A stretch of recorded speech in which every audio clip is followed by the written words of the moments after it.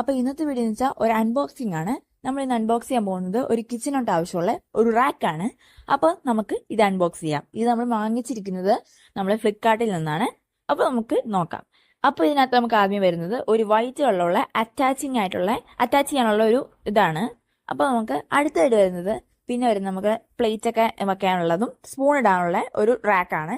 അടുത്തതായിട്ട് വരുന്നത് നമ്മുടെ വേറൊരു റാക്കാണ് കേട്ടോ. ഈ റാക്കിനകത്ത് നമുക്ക് പാത്രങ്ങൾ, ചെറിയ ചെറിയ പാത്രങ്ങളൊക്കെ വെക്കാൻ പറ്റും.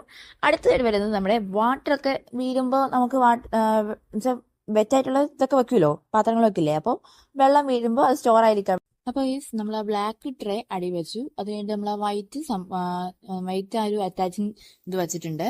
അപ്പോൾ ഇത് രണ്ട് അറ്റാച്ച് ചെയ്തിട്ടുണ്ട്. അറ്റാച്ച് ചെയ്ത് കഴിയുമ്പോൾ ഇങ്ങനെയാണ് നമ്മുടെ ലുക്ക് കേട്ടോ.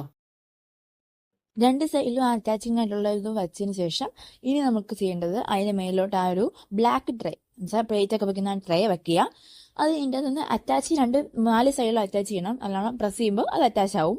അത് കഴിഞ്ഞിട്ട് നമുക്ക് അടിയിലോട്ട് ആ പ്ലേറ്റ് വെക്കാം.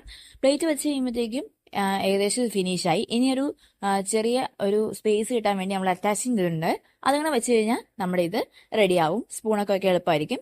അപ്പോൾ ഇതാണ് നമ്മുടെ ഫൈനൽ ലുക്ക് കേട്ടോ.